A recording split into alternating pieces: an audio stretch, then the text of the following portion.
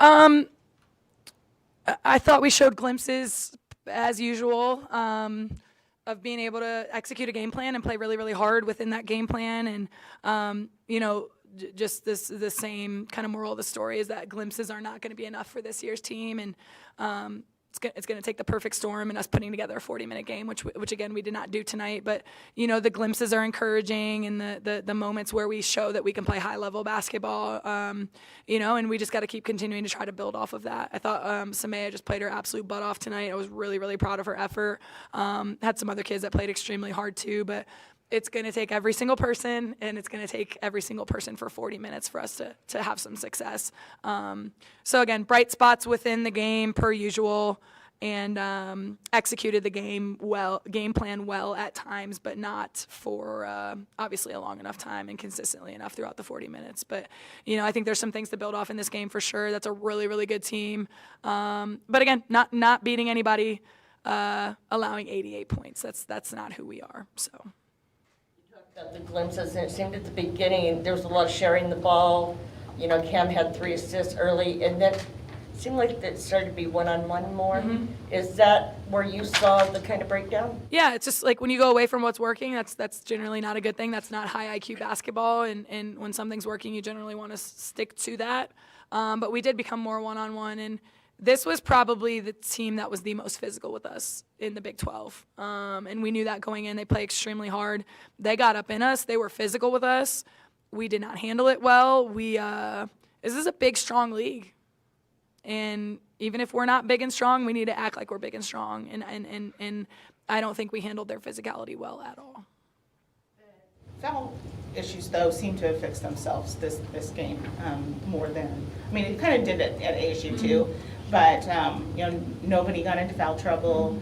Everybody seemed to, play defense the way defense should be played. Yeah.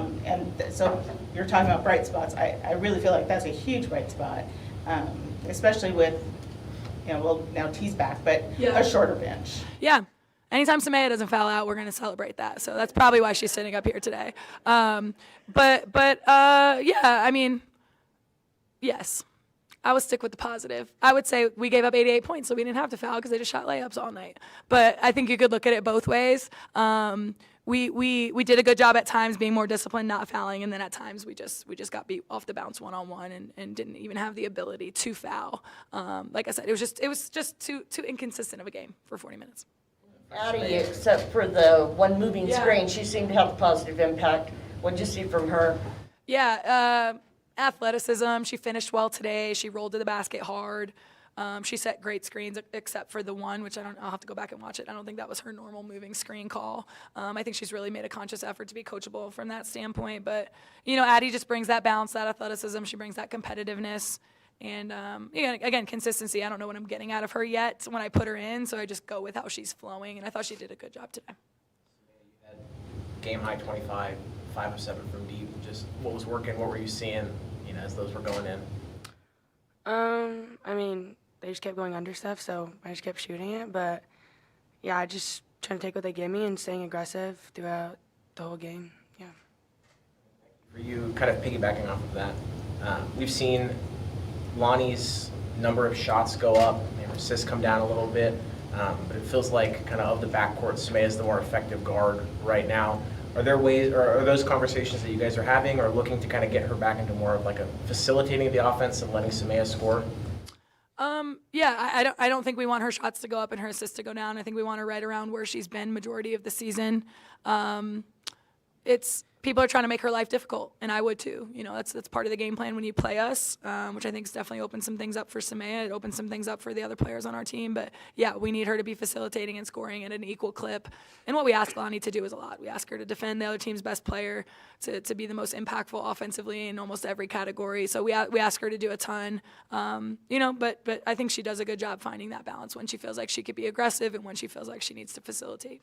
So I trust her with those things. Only 3 points down in the first quarter. What did you see go well for this team at that point in the game? Yeah, we were moving the ball on multiple sides of the floor. We were scoring.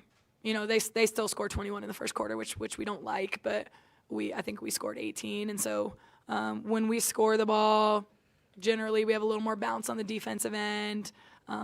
we were moving the ball, getting to our second and third actions, knocking down shots. We were kind of flowing in rhythm, I would say is the best way to describe it offensively. Going into the second half, you scored more points than the first. What did you tell them in the locker room? Challenge them like I usually do if we go in and we're down, to continue to play with pace, go back to what's given you success, keep being aggressive on the offensive end, but also keep being aggressive on the defensive end because that fuels what we do offensively. I wanted to ask a little bit about the post-game chant. Where did that idea come from, and why was it so important to you to establish a new tradition this early on in your career? It was just something that we talked about kind of as a group. I think it was just like some of us, marketing and sports information and myself, just something new that we could do and get people excited about our new kind of phrase or slogan. So yeah, it remains to be seen. We might keep it. We might have something more solidified in the next couple years. But How did the girls react to that? Since you guys do it win or loss, was it tough to come out and try to bear down, sleeves up after a tough loss, or? Yeah, living is hard after a loss. Like it's just, let alone chanting and having a smile on your face. But let me be like very, very clear. I want to thank every single fan that was in the building today for showing out and showing up for us. This is the only program in the country where we can be having a building season and we can be in, kind of the valley that we're in and still have a record crowd in game number 9 or 10 of the Big 12. Like, this doesn't happen. This is a very, very special and unique place, and I want every single person that shows up and buys a ticket to our game to understand and know that we don't take it lightly. We do not take it for granted, and I'm just so appreciative, and I know our players are as well because, like I said, this is rare, and it does not go unnoticed, and we need them to keep coming and supporting, and when we get this thing rolling, I want those people to say that they were here from the ground level. Defense was on point tonight for you. You were flying all over the place and on the ground a lot. What were you seeing out of the team on the defensive side? What was Oklahoma State doing that was maybe getting you out of that? Because I really do think at a lot of points during the game, you guys are very keyed in on your defense. Yeah, I mean, we sort of put in a new ball screen coverage these past couple of days. A lot of their offense ran through ball screen, so just seeing my man and then seeing where the ball's going and reacting on the flight of the ball and just when we got the good stops, it was sort of all of us moving and rotating on the flight of the ball as one.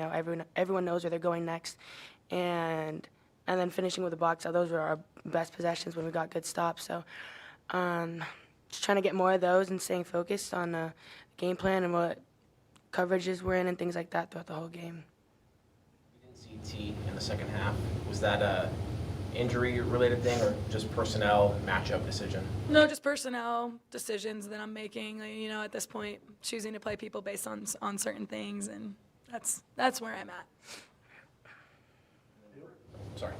I know it's not easy to answer these questions after a loss, but we're doing a feature on Michelle, and it looks like you almost get 2 for 1 with her with the GM side, but also she's kind of helpful during the timeouts. What has she brought this year in her first full year as a GM? Oh, yeah. She's one of the most decorated players to ever play this game. To not have her in those timeouts and being in my ear a little bit, or not have her down at practice and telling me what she sees would be silly. So yes, best of both worlds I think would be the best way to describe it.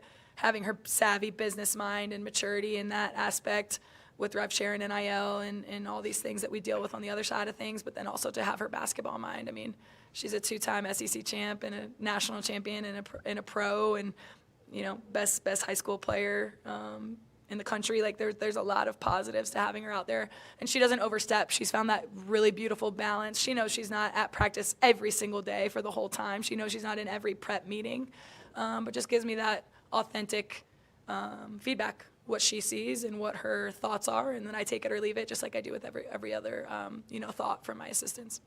Is there going to be anything specific in this film session that's going to stand out preparing for Kansas State? I know nothing about Kansas State yet, but there's a lot for us to take about us in this game that needs to be improved regardless of our opponent. So yeah, we're gonna go back and dive through this thing, because in every game, that's what's so frustrating, is that there's so many bright spots in every game we play. But the consistency is not there yet for us to be able to put it all together and have that perfect storm of being able to execute for 40 minutes. So there's been a tremendous amount of bright spots, and then there's also a pretty decent number of not so bright spots, which is usually what bites us in the butt. That run in the third quarter, or that lapse on the offensive end of the floor. So plenty of each to pick through and dive into after each game. Do you think the bright spots are getting more than the other side as you're going through, or is it just kind of like they're switching places almost? Yeah, it's like these bright spots, and then the next game it's these bright spots. I just told my assistants, because every time we go in the locker room, they're like, the bright spot was this. I'm like, I don't want more bright spots. Stop. I'm done with the bright spots. But yeah, it's these over here for this game, and then the bright spots here, and then the bright spots there, and it's just like, okay, I just want one bright spot for 40 minutes, and I want to be able to put it all together. But yeah, maybe more here, more there, but it's not consistent enough by any means. What's a positive takeaway that you hope the team takes into the next game against Kansas? You know, same thing that you could take away from the TCU game, the same thing that you could, take away from the Kansas game. We have the ability to compete with every team in this league. To compete with them for a majority of the game or at any moment during the game versus beating them are two totally different things. Like, I hope they feel like they belong. I hope they feel like at any given night that they can win, but I also hope that they understand what it is going to take for that to happen for us. I don't go out and just feel like teams are just kicking our butt every single night. That's not how I feel, and I don't think that's how they feel either. But we show spots in every single game where we belong and we can compete, and if we put it all together and we have that perfect storm of 40 minutes, that we're going to be able to pull a couple of these out down the stretch. Thank you. Thank you.